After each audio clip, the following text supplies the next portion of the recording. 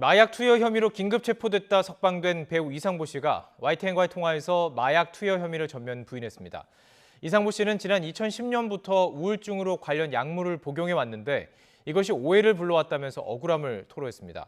YTN 취재진에게 경찰에 제출한 병원 진단서까지 직접 공개했습니다. 취재기자 연결해보죠. 안동준 기자. 네, 사회 일부입니다. 배우 이상보 씨 마약 투약 혐의로 경찰 조사를 받았다. 이 기사가 연휴 기간에 쏟아졌었는데 본인이 마약이 아니라 우울증 약을 복용한 것이다 이렇게 주장을 하고 있군요.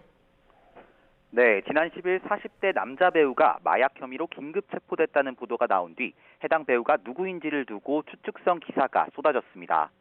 의심받은 일부 배우들이 자신이 아니라고 해명하는 소동까지 빚어졌고 해당 배우가 이상보 씨로 확인됐다는 보도가 다시 줄을 이었습니다. 하지만 배우 이상보 씨는 YTN과의 통화에서 마약을 투여한 사실이 전혀 없고 경찰 조사에서도 관련 혐의를 강력하게 부인했다고 밝혔습니다.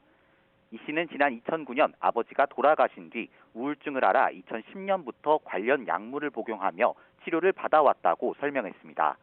그 뒤로 누나와 어머니까지 사고로 숨지면서 우울증과 불안증이 심해졌다고 덧붙였습니다. 이상보 씨 얘기를 직접 들어보시겠습니다.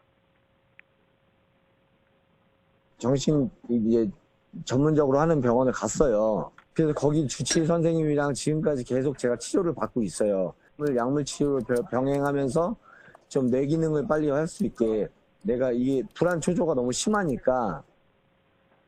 이 씨가 YTN에 제공한 병원 진단서를 보면 이 씨는 2010년부터 우울증을 앓았고 2019년부터 우울증과 불안증이 심해져 항우울제와 신경안정제 등의 복용을 늘린 것으로 돼 있습니다. 이 씨는 마약 시약 검사에서 양성 반응이 나온 것은 우울증 약물에 포함된 소량의 마약 성분 때문이라고 주장했습니다. 당시 약물을 복용하고 술을 마신 탓에 어지러움을 느껴 넘어질 뻔했던 게 휘청이는 것처럼 보여 오해를 불렀다고 억울함을 호소했습니다. 앞서 이 씨가 경찰 조사에서 마약 투여 혐의를 인정했다는 언론 보도가 나오기도 했는데요. 이 씨는 관련 혐의를 인정한 적이 없다며 무분별한 추측성 보도에 대한 법적 대응을 예고했습니다. 내가 이미 마약을 한 사람으로 된 거예요. 그럼 사람을 하루 만에 송두리째 사람을 죽인 거나 마찬가지예요. 이거는 아무 확인 절차 없이. 앞서 경찰은 지난 10일 마약 투여 혐의로 이 씨를 체포했다가 어제 석방했습니다. 마약 투여 사실이 명백하면 구속되는 경우가 많다는 점을 고려할 때 이 씨의 석방은 이례적으로 볼 수도 있습니다.